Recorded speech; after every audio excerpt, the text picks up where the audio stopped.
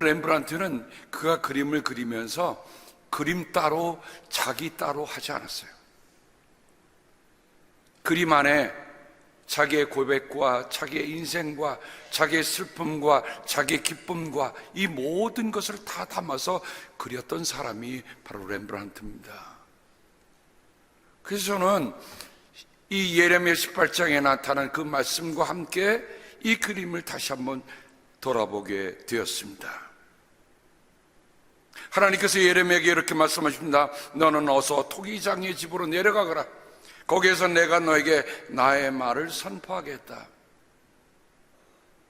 어찌 보면 하나님께서는 예레미야에게 실물 교육, 현장 교육을 하고 계신 겁니다.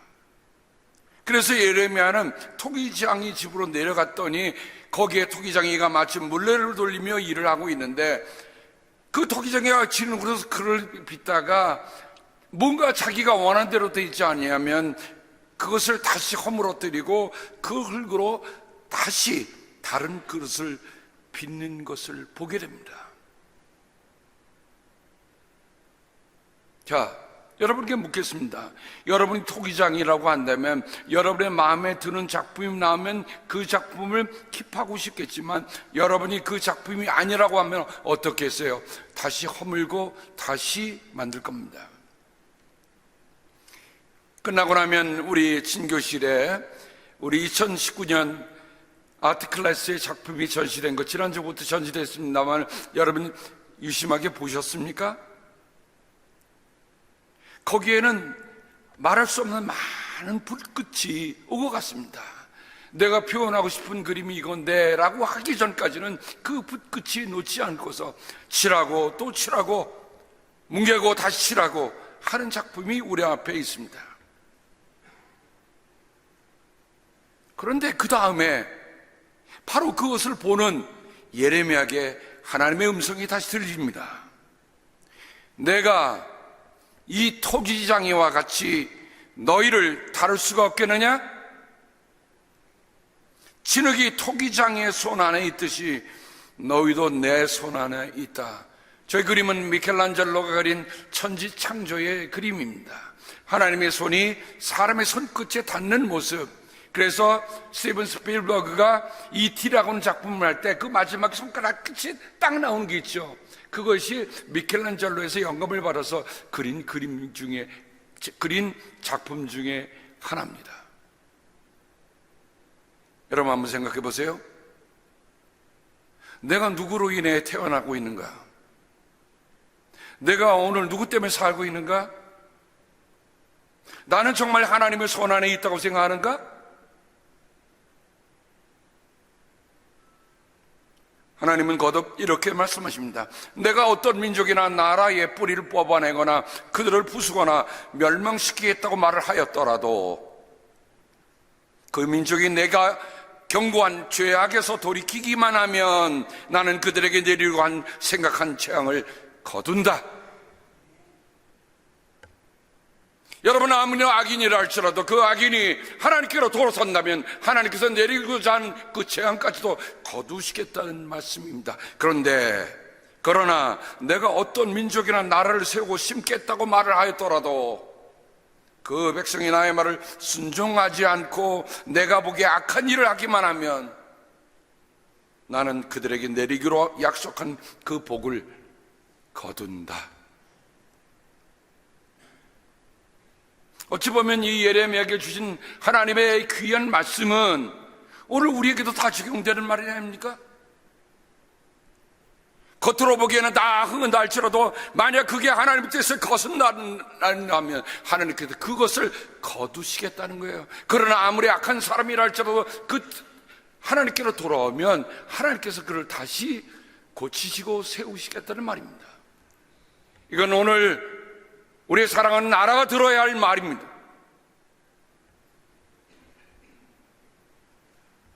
렘브란트는 바로 그 다음에 예언자 이사야를 그렸습니다. 렘브란트는 역시 빛과 어둠이라고 하는 그 대조를 보면서 그림을 그려나갑니다. 정말 칠흑 같은 어둠과 같은 속에서 하나님의 말씀을 펼쳐든 이 노장, 영적인 거장, 어쩌면 저 하나님의 말씀에 깊이 빠져들어서 다른 것 하나도 생각하지 않은 그의 얼굴빛에는 우리가 말로 형용할 수 없는 하늘의 빛이 그에게 임하고 있는 것을 보게 됩니다. 여러분, 예언자 이사야는 어떤 사람이었습니까? 예언자 이사야는 하나님의 백성이 심판당할 것이라는 것을 얘기합니다. 하나님이 세우신 민족인데도 불구하고 왜 그들이 있는가? 이사야서에 보면 이런 말씀을 기록됩니다. 예레미야와 같은 톤입니다. 그들은 매사를 거꾸로 뒤집어 생각한다. 진흙으로 옹기를 만드는 사람과 옹기장이가 주무르는 진흙을 어찌 같이 생각할 수 있느냐? 여러분, 진흙하고 옹기장이가 같은 급입니까?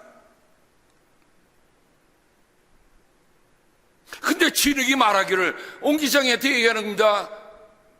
왜 나를 함부로 만드십니까? 말이 되는 얘기입니까? 아니라는 얘기죠. 만들어진 물건이 자기를 만든 사람을 두고 그가 나를 만들지 않았다고 말할 수 있느냐? 빚어진 것이 자기를 빚은 사람을 두고 그는 기술이 없어 하고 말할 수 있느냐? 저는 종종 이런 얘기를 합니다. 누가 저에 대해서 좀 이상한 얘기를 하면 저 그래요. 하나님을 욕되게 하는 말 하지 마시오. 나를 지으신 분이 누구예요? 하나님이에요. 사람들은 나의 외관을 보고 평가할지 모를 겁니다. 내가 하는 행동을 보고 평가할지 모릅니다. 그러나 내 속에는, 내 인생 자체는, 내 삶 전체에는 하나님이 계십니다.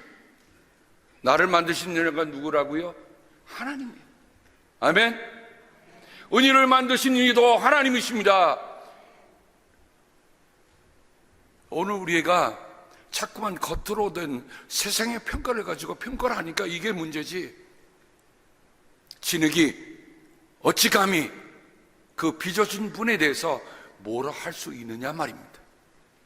기억하세요. 우리 모두가 다 하나님의 손에 빚어진 존재라는 사실입니다. 내가 내 인생을 만들어가는 것 같지만 깊이 돌아보면 아니에요. 하나님이 나를 만드셨기에 내가 그 만들어진 나를 찾아가는 것입니다. 그래서 이사야는 주님은 우리의 아버지십니다. 우리는 진흙이요 주님은 우리를 빚으신 토기장이십니다. 우리 모두가 주님이 손수 지으신 피조물입니다 라고 고백합니다. 이사야가 끝장을 나는 끝장에 아마 그 끝장을 보면서 로댕이 하나님의 손이라고 하는 작품을 만들어냈을 거예요. 나의 손이 이 모든 것을 지었으며 이 모든 것이 나의 것이다. 여기 오른쪽에 보면 큰 손이 있습니다. 그 안에 남녀가 있어요. 다른 말로 하면 우리의 사랑 모든 것도 하나님의 손 안에 있다는 거예요. 그 말은 뭡니까? 하나님의 손 안에 있으므로 사람이 사랑할 수 있다고 하는 것을 이 오거스트 로댕은 고백하고 있는 겁니다. 이가 한때는 수도사였어요. 그가 신앙의 길을 걷다가 그 많은 고민과 것을 지나서 만들어낸 작품들이 우리가 말하는 로댕의 작품입니다. 그림 하나로 다시 돌아가 볼까 합니다. 렘브란트가 그의 나이 51세가 되던 해에 사도 바울을 그립니다.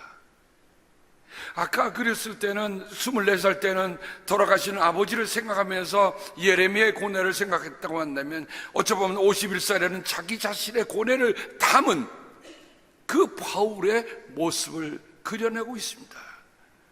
뭔가 깊은 묵상에 빠진 머리를 지탱하고 있는 그의 모습을 보면 결코 이 세상의 것을 생각하는 얼굴이 아닙니다. 바울이 또한 로마서 9장에서 이렇게 얘기합니다. 오 사람아, 그대가 무엇이기에 하나님께 감히 말대답을 합니까? 만들어진 것이 만드신 분에게 어찌하여 나를 이렇게 만들었습니까? 하고 말할 수 있습니까? 토기장에게 흙 한 덩이를 둘로 나누어서 하나는 귀한데 쓸 그릇을 만들고 하나는 천한데 쓸 그릇을 만들 권리가 없겠습니까? 토기장에게 흙 한 덩이를 둘로 나누어서 하나는 귀한데 쓸 그릇을 만들고 하나는 천한데 쓸 그릇을 만들 권리가 없겠습니까? 여러분, 이 말씀을 다시 한번 깊이 묵상해 보십시다. 과연 나는 하나님의 만드신 그릇이라고 할 때 나는 어떻게 쓰임받고 있는가? 오늘 말씀으로 돌아가면 에베소 2장 10절은 어찌 보면 바울이 예레미야서와 이사야서를 깊이 묵상하고 난 연후에 쓴 한마디의 표현입니다. 우리는 하나님의 작품입니다. 우리는 하나님의 작품. 그런데 우리말의 새번역 성경하고 공동 번역은 강조하는 것이 두 개의 다른 모습이 본 것을 찾아볼 수 있었습니다. 새번역에는 선한 일을 하시려고 선한 일을 하며 살아가게 하시려는 것입니다.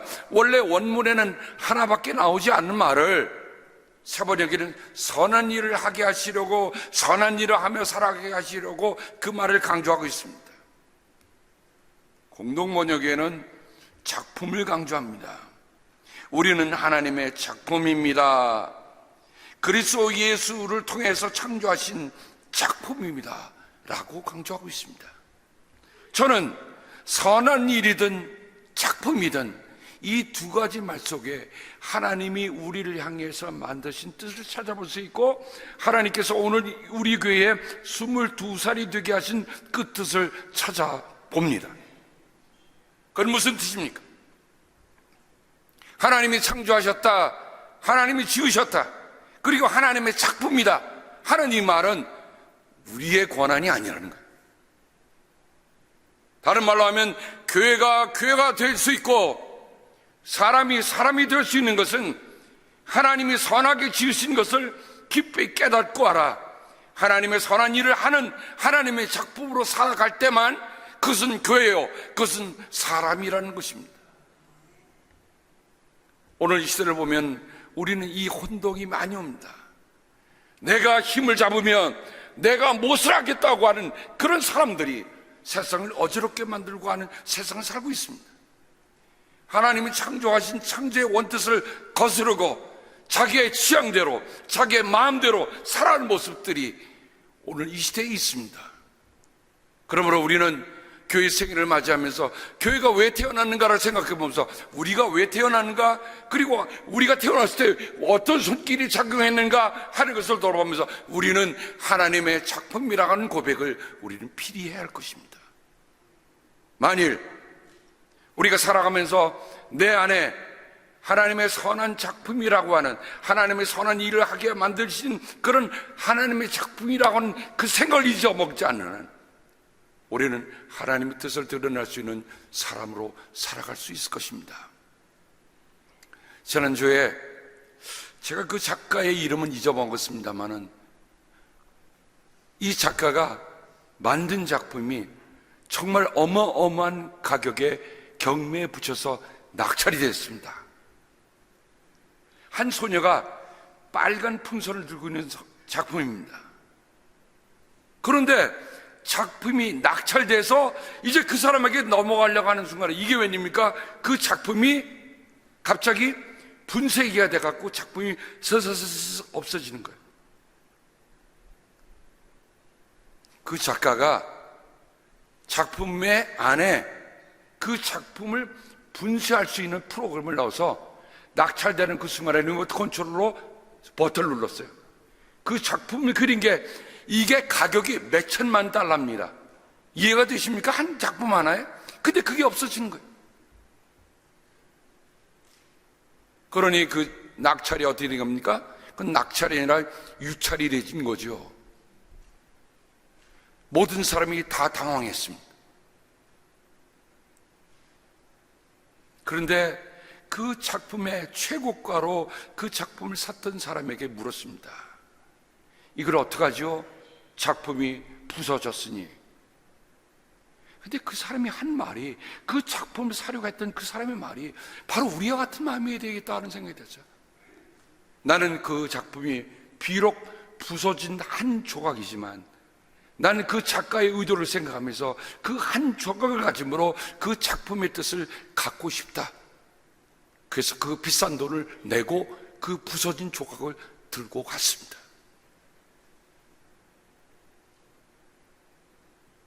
우리는 어떤 것에 정말 투자를 하고 싶습니까?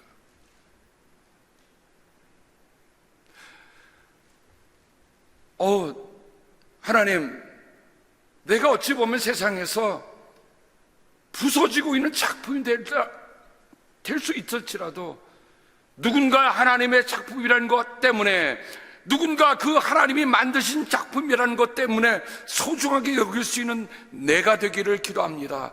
저는 그렇게 기도했어요.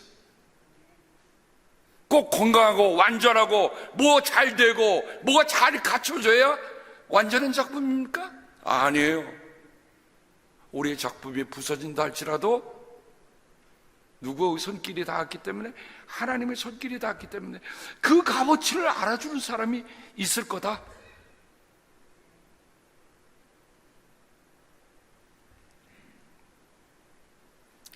오늘 말씀은 짧게 해달라는 특별한 주문이 있었어요. 그래서 제가 한 주간 동안에 묵상하면서 쓴 시, 내 모든 하루가 선물이며 생일입니다. 교회 22번째 생일을 맞이하며 제가 쓴 시입니다.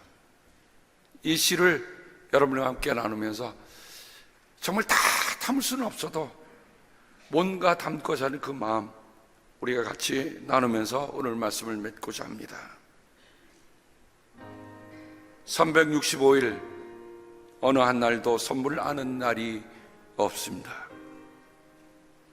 아침 눈 뜨면 어김없이 하루도 거르지 않고 발신인 적지 않고도 배달되는 하루, 헤아림 없이 살아온 헤아릴 수 없는 하루가 그 끝을 볼 수 없을 만큼 저토록 멀리 있는데, 그 하루가 선물이라는 것을 절실하게 느끼는 오늘입니다. 숨 쉬고 살지만 숨 쉬어야 산다는 것은 숨 막히고 숨 가빠야 하는 것일까? 왜 내게 이런 불에 넘치는 선물을 보내셨을까? 값을 매길 수도 헤아릴 수도 없는 그 선물을 값 한 번도 치르지 않고 여기까지 왔음을 고백합니다. 40에 나섰던 광야의 길 끝 보일만도 한데 22회를 지나 익숙할 만도 한데 여전히 낯설기만 합니다. 그래도 변함없이 아침 이슬 위에 내리는 만나 같은 하루, 오늘은 그 선물에 취급주의가 새겨져 있음을 봅니다. 조심스레 풀고 열어보라 하셨으니 내게 주신 하루를 조심조심 열어봅니다. 지난 날들 한치만 더 주의를 기울였더라면, 한 번만 더 내 입에 재갈을 물렸더라면, 조금만 더 삭히고 생각해 보았더라면 분명 다른 날과 내가 되어 있을 것입니다. 그렇다고 뒤돌아가지 않겠습니다. 어제의 아쉬움과 미련 때문에, 내일의 두려움과 염려 때문에 오늘을 꺾거나 부서뜨리지 않으렵니다. 조급하지도 안달하지도 닥달하지도 않으며 더 내려놓으며 더 짊어지며 더 나누렵니다.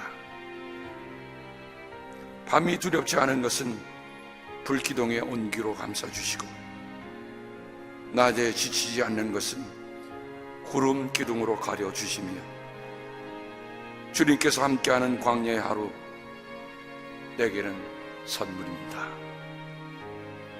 광야를 지나 약속의 땅에 이르는 것, 그분에게 드릴 선물입니다. 제가 이 시를 쓰면서 우리 성도 여러분들에게 감사를 드립니다. 바로 22애를 거운 청년, 그 여러분이 다 그 같은 청년이고, 그래서 그런 마지막에 제가 이 한 문장을 놓으면서 그런 마음으로 나왔어요. 하나님, 우리 모두가 다 함께 약속의 땅에 들어가는 것이 하나님께 드리는 선물이 되게 하옵소서. 어느 한 분도 낙오하지 마시기를, 어느 한 분도 광야에서 쓰러지지 않기를, 그렇게 기도하는 마음으로 이 글을 맺었습니다. 사랑하는 여러분 때문에 정말 감사하고요. 어떻게 22년이 되는지 모르겠어요. 그래서 오늘은 꿋꿋하게 옛날처럼 울지 말고, 그래서 마음을 다져먹어서 오늘은 잘 넘겼네요. 여러분 사랑하고 고맙습니다. 해피 버스데이!